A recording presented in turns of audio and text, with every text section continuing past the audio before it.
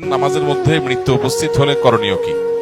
উদাহরণস্বরূপ সিজদারত অবস্থায় মৃত্যু উপস্থিত হলে আমি কি সিজদার তাসবিহ পড়ব, নাকি কালিমায়ে তাইয়্যিবা বা কালিমায়ে শাহাদা পাঠ করব, নাকি উভয় কালিমা পড়ব? দয়া করে জানাবেন। নবী করিম সাল্লাল্লাহু আলাইহি সাল্লাম বলেছেন, মান কানা আখিরু কালামিহি কাউলু লা ইলাহা ইল্লাল্লাহ দাখালাল জান্নাহ আও কামা ওয়ারাদা ফিল হাদিস।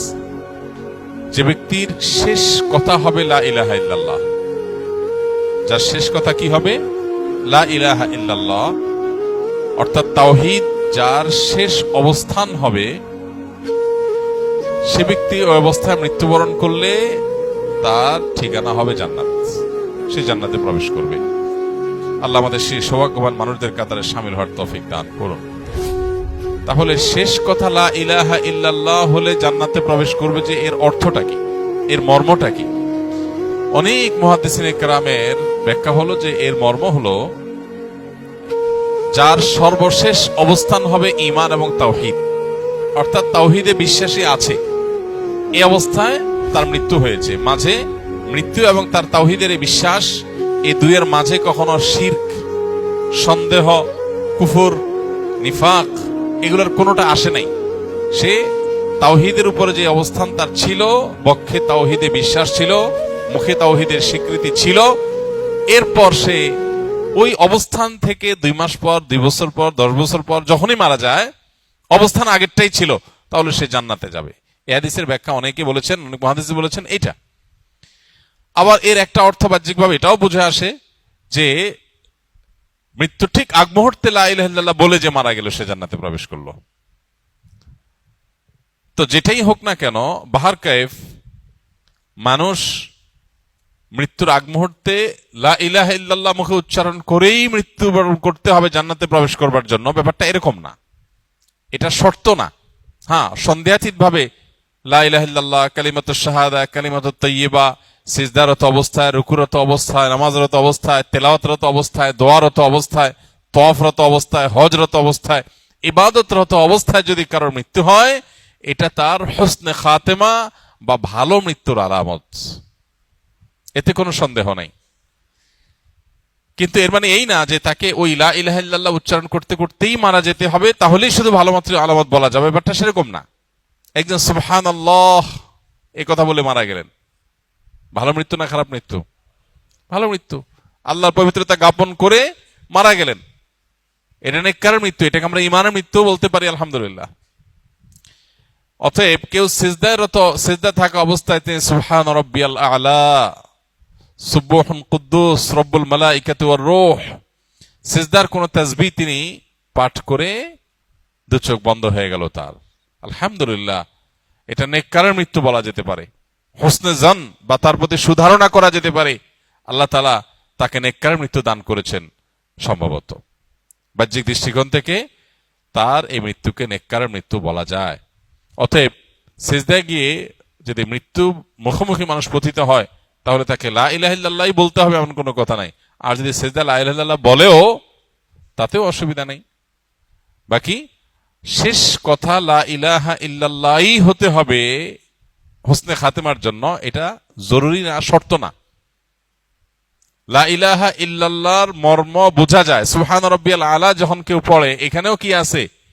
লা ইলাহা ইল্লাল্লাহর প্রতি বিশ্বাসের ছাপ আছে। অতএব ওই মৃত্যুটাকেও ভালো মৃত্যু ধরা হবে। অনেক সময় সামনের কাতারে টি শার্ট পরে অনেক মুসল্লি নামাজে দাঁড়ান, সেই টি শার্টের পেছনে অনেক বড় অক্ষরে লেখা থাকে। এছাড়া নামাজের সময় সামনে যদি পানির বোতল ইত্যাদি থাকে এবং বোতলে ব্র্যান্ডের নাম লেখা থাকে, জামাতে নামাজ পড়ার সময় বা একাকী নামাজ পড়ার সময় এই সকল লেখার উপর খেয়াল পড়ে বা লেখাগুলি পড়লে নামাজের ক্ষতি হবে কিনা দয়া করে জানাবেন। নামাজের মধ্যে এই প্রবলেমটা অনেকেরই হয়। আসলে আমাদের অনেক তরুণ, অনেক কিশোর ভাইয়েরা, বন্ধুরা আছেন যারা টি শার্ট ইত্যাদি পরে আসেন, পিঠে বিভিন্ন খেলোয়াড়ের নাম লেখা, বিভিন্ন পছন্দের দলের নাম লেখা বা বিভিন্ন ভালো কথা মন্দ কথা যা হোক লেখা থাকে। এরকম টি শার্ট পরে মসজিদে আসা উচিত না।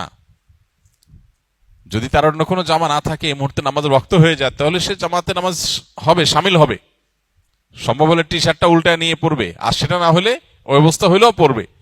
কিন্তু তার যদি সুযোগ থাকে তাহলে বাসা থেকে এ ধরনের টি শার্ট না পরে অন্য সাধারণ পোশাক পরে আসা উচিত। কারণ পেছনের যে মুসল্লি তার নামাজের মনোযোগ নষ্ট হয়। এরকম আরেকজনের পিঠে যখন কোনো লেখা থাকে সে লেখা পড়ার দিকে মনোযোগ চলে যায়, এই জন্য আরেকজনের মনোযোগ নষ্ট করা উচিত না। তাছাড়া নামাজের যে গাম্ভীর্য তার সাথে এটা যায় না। আল্লাহ বলেছেন, ইয়া বানি আদম খুযু যিনাতাকুম ইনদা কুল্লি মসজিদ আই ইনদা কুল্লি সালাহ। প্রত্যেক নামাজে তোমরা জিনাহ গ্রহণ করো। পোশাকের কথা বলতে গিয়ে আল্লাহ জিনাহ বলেছেন, সৌন্দর্য বলেছেন। অনেক উলামায়ে কেরাম এর তাফসীরে বলেছেন যে এর মানে জামাতে বা নামাজে যে কোনো সময় পড়ার সময় মার্জিত পোশাকে নামাজ পড়া উচিত। যে পোশাক পরে আপনি কোনো সম্ভ্রান্ত গুরুত্বপূর্ণ সম্মানীয় ব্যক্তির কাছে যাবেন না, সেটা পরে আল্লাহর ঘরে আসবেন না। কারণ এটা নামাজের প্রতি আপনার শ্রদ্ধাবোধের প্রকাশ যে আপনি একটা মার্জিত সুন্দর ভালো পোশাক পরে নামাজে এসছেন। এখন নামাজিরা কেউ যদি এরকম কোনো কিছুর প্রতি নজর পড়ে, সামনে ঘড়ি আছে, বোতলে লেখা আছে বা অন্য কিছুতে লেখা আছে, এটা যদি নজর পড়ে তাহলে তার নামাজ হয়ে যাবে। এমনকি লেখাটা যদি মনে মনে পড়ে ফেলে, মুখে কোনো উচ্চারণ না করে, তাও নামাজ হয়ে যাবে। কিন্তু যদি মুখে উচ্চারণ করে, কোম্পানির নাম লেখা আছে বোতলে গায়ে, ওইটা সে বানান করে করে ম আকার ম উচ্চারণ যদি করে, তাহলে নামাজ ফাসাদ হয়ে যাবে, তাহলে নামাজ নষ্ট হয়ে যাবে। সে নামাজ তাকে আবার আদায় করতে হবে। নামাজে মনোযোগ বিষয়টা যে কত গুরুত্বপূর্ণ, নবী করিম সাল্লাল্লাহু আলাইহি ওয়াসাল্লামকে একবার একটা কাপড় দেয়া হলো নামাজ পড়ার জন্য। সহিহ বুখারীতে হাদিসটি বর্ণিত হয়েছে। যায় নামাজের মতো এরকম কিছু একটা বিছায়া নামাজ পড়তে দেওয়া হলো। তিনি নামাজ পড়ে 2 রাকাত পড়ে সালাম ফেরি এরপরে বললেন যে এই কাপড়কে দিয়েছে আমাকে, কাপড়ের মধ্যে অনেকগুলো নকশা আছে, নকশা, কোনো প্রাণীর ছবি না, এমনি বিভিন্ন কিছু আঁকা আছে। তখন নবীজি সাল্লাল্লাহু আলাইহি ওয়াসাল্লাম ওইটা পাল্টায়া সাধারণ বা প্লেন কোনো কাপড় এটা আনার জন্য নির্দেশনা দিলেন।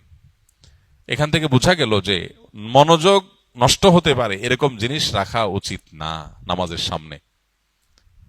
এই জন্য মসজিদে বা বাসা যেখানে আমরা নামাজ পড়বো সামনে এমন কিছু রাখা উচিত না। আয়না রাখলেন আপনি, তাহলে আয়নাতে নিজের চেহারা দেখবেন, মনোযোগ যাবে ওইদিকে। এই জন্য আয়নার সামনে নামাজ পড়া উচিত না, মাকরুহ। এবং নামাজে মনোযোগ নষ্ট হতে পারে এমন যায় নামাজ বের হয়েছে আজকাল, এত চাকচিক্য, এত ডিজাইন, এত আপনার স্টাইল, এত ছবি, এত কিছু, যে ওইগুলোর দিকে মনোযোগ চলে যায়। এজন্য প্লেন কোনো মনোযোগ নষ্ট হবে না, এরকম কাপড়, এরকম জায়নামাজ, এরকম জিনিসের উপর নামাজ পড়া উচিত। এবং সামনে সেরকম কিছু রাখা উচিত না। যদি থাকে আর ওইদিকে চোখ পড়ে, লেখাটা মনে মনে পড়া হয়ে যায়, অসুবিধা নাই, নামাজ হয়ে যাবে, কিন্তু নামাজের মানকে কমিয়ে দেয় এর মাধ্যমে। কোরবানি আসলে এক শ্রেণী মানুষের মায়া কান্না দেখা যায়, তাদের ব্যাপারে আপনার অভিমত কি? কোরবানি আসলে যারা মায়া কান্না করে, অর্থাৎ পশুর প্রতি মায়া দেখায় যে এতগুলো পশুকে একদিনে শেষ করা হচ্ছে, তারা জানেন কিনা যে প্রতি বছর শুধু কোরবানিকে ঘিরে 1,00,000 কোটি টাকার বেশি লেনদেন বাংলাদেশে হয়ে থাকে। এক সময়, আজ থেকে 15-20 বছর আগেও আমরা দেখেছি যে ইন্ডিয়ান গরু ছাড়া আমাদের দেশে কোরবানির যে চাহিদা সেটা পূরণ করা যেত না। বাজারে ইন্ডিয়ান গরুতে সয়লাভ থাকতো, কিন্তু এখন আলহামদুলিল্লাহ কোরবানিতে এই যে লক্ষ লক্ষ পশু জবে করা হয়, লক্ষ লক্ষ পশু জবে করা হয়, এবং শত শত নয় হাজার হাজার কোটি টাকার যে লেনদেন হয়, একটা দেশের অর্থনীতির জন্য এটা যে কত পজিটিভ এবং গুরুত্বপূর্ণ এবং ইতিবাচক দিক, সেটা বোঝার জন্য অর্থনীতির ছাত্র হওয়ার দরকার নেই। আমরা দেখি যে আমাদের দেশে এখন আমাদের কৃষক ভাইয়েরা বিভিন্ন পর্যায়ে মানুষ গরু ছাগল নিজেরা ব্যক্তিগত প্রচেষ্টায় পুষে খামার করে এই পরিমাণ উৎপাদন বাড়িয়েছে যে এখন আর ইন্ডিয়ান গরুর উপরে আমাদের কোরবানির বাজার নির্ভর করে না।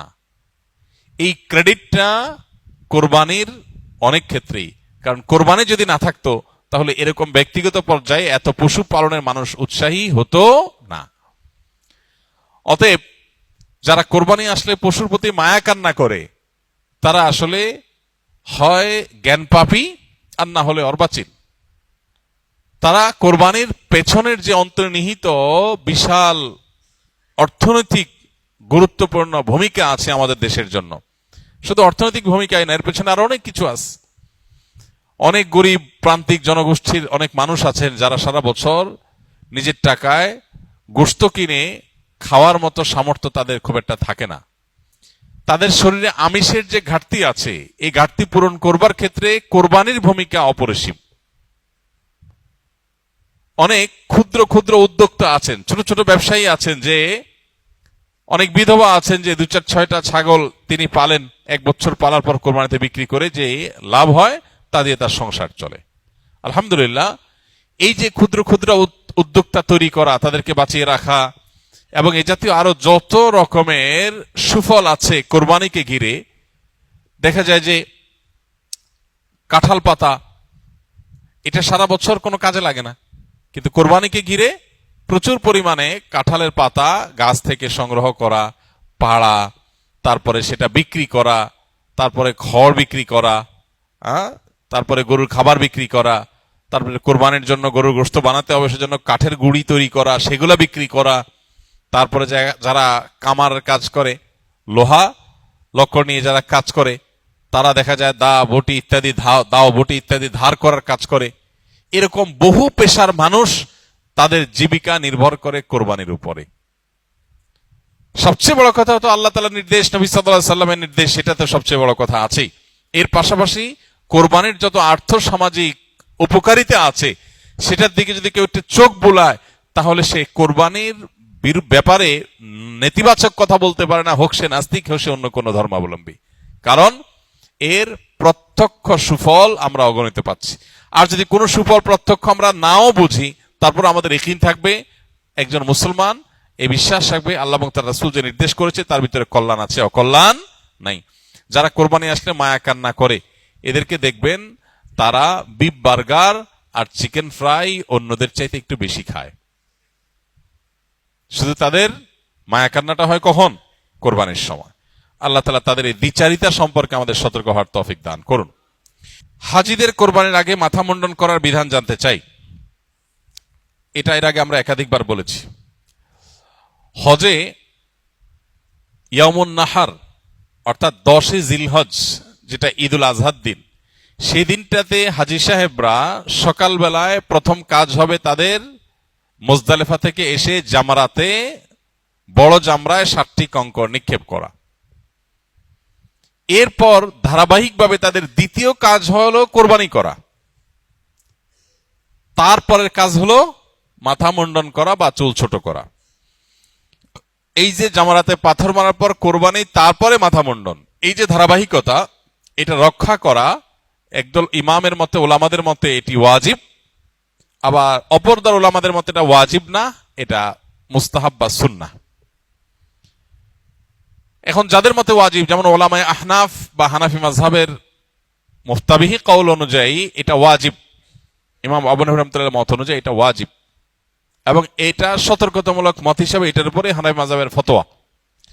এখন কথা হলো, বর্তমানে হাজী সাহেবরা নিজেরা জামারাতে পাথর মারার পর কোরবানি করার পথ একরকম বন্ধ বললেই চলে। সৌদি আরবে সরকারিভাবে এটা নিষিদ্ধ।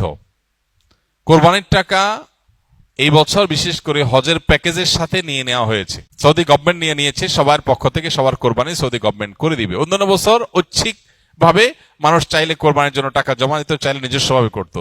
এবার একেবারে পরিপূর্ণভাবে সেই পথ বন্ধ করে দেওয়া হয়েছে। আর বিভিন্ন ছোট ছোট গ্রুপে 10 জন 20 জন 50 জনের কোরবানি করার যে পথ ছিল, সেই পথটা একেবারেই সৌদি গভর্নমেন্ট বন্ধ করেছে এবং এটা নিষিদ্ধ। এখন প্রশ্ন হলো, সৌদি গভর্নমেন্ট যে কোরবানি করবে তারা তো একসাথে এই যে হজ যাত্রী যতজন আছে 15 লাখ 20 লাখ যাই হোক, এই হাজীদের সবার কোরবানি যখন একটা অথরিটি করবে, তো 20 লাখ বা 25 লাখ বা 15 লাখ যে কোরবানি হোক না কেন, এই সংখ্যক বিপুল সংখ্যক কোরবানি তো আসলে একদিনে বা 2-4 ঘন্টায় করা সম্ভব না। এটা আইয়ামুত তাশরিকের একেবারে আসর পর্যন্ত, বিকাল পর্যন্ত, এই টানা 3 দিন পর্যন্ত কোরবানি চলে।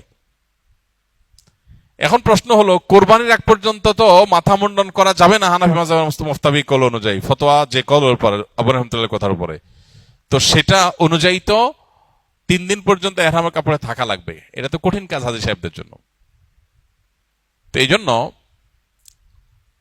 ওলামায়ে আহনাফের মধ্য থেকেই দারুল উলুম করাচি, জামিয়া বিন নূর টাউন সহ বড় বড় দারুল ইফতাগুলো ফতোয়া দিয়েছে যে এই বিষয়ে যেহেতু অন্য ইমামদের, ইমাম মোহাম্মদ রহমাহুল্লাহ, ইমাম শাফি রহমাহুল্লাহ, ইমাম মালিক রহমাহুল্লাহ, এমনকি হানাফি মাযহাবের ইমাম আবু ইউসুফ, ইমাম মোহাম্মদ রাহিমাহুমুল্লাহ, এই সব জমহুর ইমামদের মতে যেহেতু এই তরতিব বা ধারাবাহিক রক্ষা করা ওয়াজিব না, এই ধারাবাহিকতা রক্ষা করা যেহেতু ওয়াজিব না, মুস্তাহাব, অতএব এটার খেলাফ করলে হজ যাত্রীর কোনো হজে অসুবিধা হবে না, এর জন্য কোনো দম আবশ্যক হবে না। বিধায় এই বছর বাংলাদেশ, পাকিস্তান, ইন্ডিয়া বা পৃথিবীর যে কোনো প্রান্ত থেকে হানাফি মাযহাবের ফলোয়ার যে সমস্ত হজযাত্রীরা হজ করবেন, তারা যদি সৌদি গভর্নমেন্টকে যেহেতু দায়িত্ব দিয়ে দিয়েছে কোরবানির জন্য, তারা কখন করবে আমরা জানি না, তারা যদি এই দায়িত্ব দেওয়ার পর জামানাতে পাথর মারার পর মাথা চুল মুন্ডন করে ফেলেন, কোরবানি হয়েছে কিনা নিশ্চিত হওয়া ছাড়া, তারপরও তাদের হজ হয়ে যাবে ইনশাআল্লাহ, কোনো অসুবিধা হবে না এবং এর জন্য কোনো দম দিতে হবে না। আর অন্যান্য ওলামায়ে কেরাম, জমহুর বা সংখ্যাগরিষ্ঠ ইমামদের যে মত, যেটা মুস্তাহাব বা সুন্নাহ, ওয়াজিব না, তাদের মত অনুযায়ী কোনো অসুবিধাই নাই। বাহার কাইফ, সর্বাবস্থায় খোলাসা কথা হলো যে সাধারণ অবস্থাতে হানাফি মাযহাবের ওলামাদের মুফতাবি কওল, যেটা ফতোয়া, যে কথার উপরে, সেটা হলো যে ধারাবাহিকতা রক্ষা করতে হবে। আগে জামরাতে পাথর মারা হবে, তারপরে কোরবানি হতে হবে, তারপরে মাথা মুন্ডন করতে হবে। এটার ব্যত্যয় করলে দম আসবে, এটা স্বাভাবিক অবস্থা। যেহেতু সে অবস্থা এখন নাই, কোরবানি আমাদের হাতে না, তারা কোরবানির দায়িত্ব নিয়েছেন এবং তারা করবেন, অনেকগুলো করবেন। অতএব যদি এমন কোনো পথ খোলা থাকে যে বাংলাদেশের বা সাবকন্টিনেন্টের মানুষের কোরবানিগুলো তারা এতটার মধ্যে করে দিবে, এরকম যদি কোনো টাইমিং জানা যায়, তাহলে সে পর্যন্ত অপেক্ষা করলেন, তারপরে মাথার চুল মুন্ডন করলেন। আর যদি সেটা জানা না যায় এবং সেটা যদি অনেক দীর্ঘমেয়াদী সময় হয়, এতক্ষণ টিকে থাকা কঠিন হয়, তাহলে সেক্ষেত্রে ওলামায়ে আহনাফের প্রসিদ্ধ দারুল ইফতাগুলোর ফতোয়া অনুযায়ীও এই আমলে, অর্থাৎ আপনার ধারাবাহিকতা রক্ষা না করলেও হজের কোনো ক্ষতি হবে না। কি পরিমাণ বা কি ধরনের সম্পত্তি থাকলে কোরবানি ওয়াজিব হয়? এরপরে প্রশ্ন হলো, পশু কোরবানির ক্ষেত্রে পশুর কি কি দিক আমাদের লক্ষ্য রাখতে হবে? পশু কোরবানির ক্ষেত্রে লক্ষ্য করতে হবে, প্রথম, কোন কোন পশু দিয়ে কোরবানি দেওয়া যায়, সেই পশু দিয়ে কোরবানি করছি কিনা, এটা হলো সবচেয়ে প্রথম যে বিষয়টি লক্ষ্য রাখতে হবে। সাধারণত গরু, ছাগল, ওঁট, দুম্বা, ভেড়া, মহিষ, এসব পশু দিয়ে কোরবানি দেওয়া যায়। অতএব কোরবানির পশু যে নির্ধারিত, সেগুলোর মধ্যে কোরবানি হতে হবে, এটা হলো প্রথম লক্ষণীয় বিষয়। দ্বিতীয় লক্ষণীয় বিষয় হলো, আমাদের দেশে সাধারণত আমরা গরু বা ছাগল দিয়ে কোরবানি দেই। ছাগল, ভেড়া, দুম্বা হলে সেক্ষেত্রে বয়স হতে হবে কমপক্ষে 1 বছর, আর গরু বা মহিষ হলে তার বয়স হতে হবে কমপক্ষে 2 বছর। এখন গরু বা ছাগলের মুখের ভেতর আঙ্গুল দিয়ে দাঁত দেখে বোঝা যায় কয়টা দাঁত পড়েছে, তারপরে বছর বয়স বোঝা যায় এবং এটা অথেন্টিক। অতএব অভিজ্ঞরা যদি হাত দিয়ে দাঁত পড়া দেখে 1 দাঁত 2 দাঁত হয়েছে 2 বছর, 1 দাঁত হয়েছে 1 বছর, এটা দেখে যদি বয়স নিরূপণ করে, তার উপর ভিত্তি করে কোরবানি করা যাবে। কিন্তু খোলাসা কথা হলো, গরু হলো 2 বছর, ছাগল ভেড়া হলে 1 বছর বয়স হতে হবে। এটা হলো দ্বিতীয় লক্ষণীয় বিষয়। কোরবানির পশুর ক্ষেত্রে তৃতীয় লক্ষণীয় বিষয় হলো, পশুটা উল্লেখযোগ্য বা দৃশ্যমান বিশেষ কোনো ত্রুটি থেকে মুক্ত হতে হবে। যেমন এত বেশি আঘাতপ্রাপ্ত হয়েছে, যে এত বেশি দুর্বল হয়েছে যে সে উঠে জবের জায়গা পর্যন্ত যেতে পারে না, একটা চোখে কিছু দেখেই না, একটা কান পুরা নষ্টই হয়ে গেছে, অ্যাক্সিডেন্টে বা কোনোভাবে দুর্ঘটনায় পা ভেঙে গেছে, এমন ভাবে যে হাঁটতেই পারে না। তো এরকম যদি হয়, তাহলে সেটা কোরবানির জন্য উপযুক্ত নয়। এবং কোরবানির জন্য তৃতীয় লক্ষণীয় বিষয় হলো, এই ধরনের ত্রুটি থেকে মুক্ত থাকবে। এমনি কানের অল্প একটু কাটা আছে, কোথাও একটু সামান্য কাটা গেছে, একটু দুর্বল হয়েছে, এটার কারণে কোরবানির অসুবিধা হবে না। মেজর কোনো অসুবিধা যদি না হয়, তা দিয়ে কোরবানি করা জায়েজ হবে। তো এই বিষয়গুলো মোটামুটি কোরবানির পশু নির্বাচনের ক্ষেত্রে লক্ষ্য করা হলো কর্তব্য। আর সবচেয়ে বড় বিষয়টা হলো নিয়ত।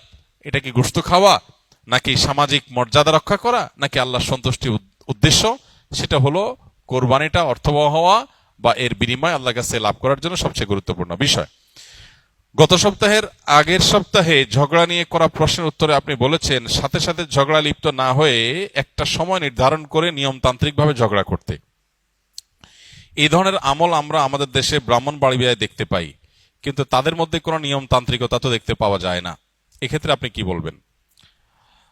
ভাই আমি বলেছি ঝগড়ার বিষয়ে, আমি মারামারির কথা বলি নাই। মারামারির বিষয়টা তো ভিন্ন।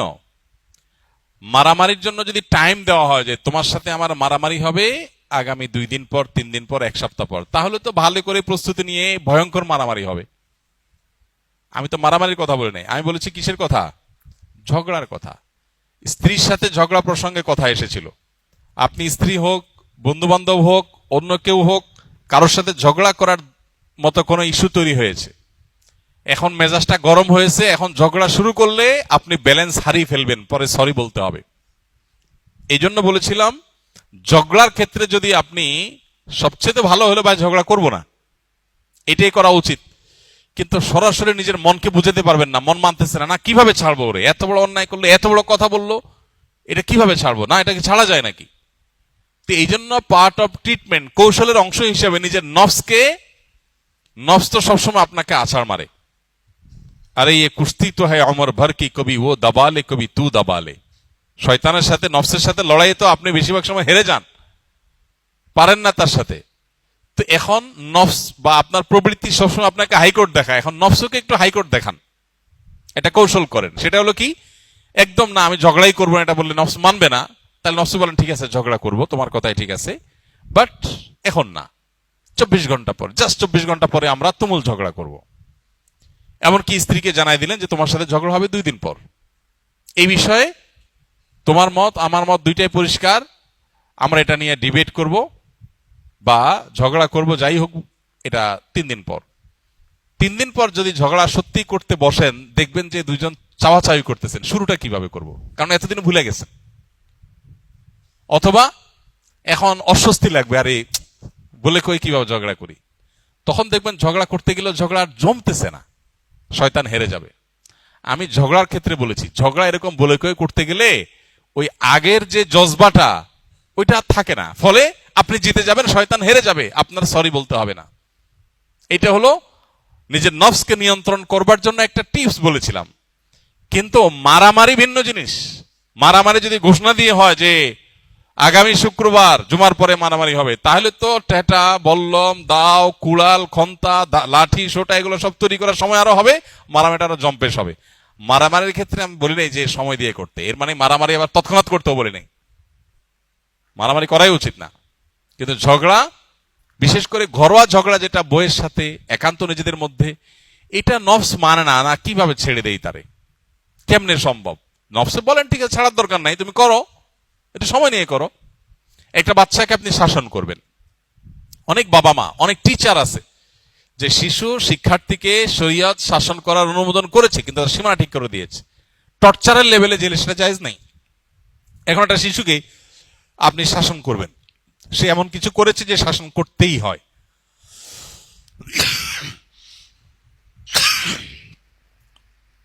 এখন শাসন করতে গিয়ে যদি আপনি তৎক্ষণাৎ শাসন করতে যান, আপনার মেজাজ গরম হয়ে যাবে, আপনি সীমা ছাড়া চলে যাবেন। তাকে হয়তো 2টা ধমক দিলে হয়তো সেখানে আপনি দিবেন তাকে এমন মায়ের যে মায়ের সে অসুস্থ হয়ে যাবে, পরে আপনি মনে মনে বলবেন ও সরি, ভুল হয়ে গেছে। তো এই জন্য এই শাসনটা বিলম্ব করেন, 6 ঘন্টা, 8 ঘন্টা, 10 ঘন্টা, 12 ঘন্টা, একদিন পরে করেন, দেখবেন যে আপনার মেজাজ এখন ব্যালেন্সে চলে আসছে। এটা হলো এই জাতীয় বিষয়গুলোর জন্য বলেছি, মারামারির ক্ষেত্রে এটা বলিনি।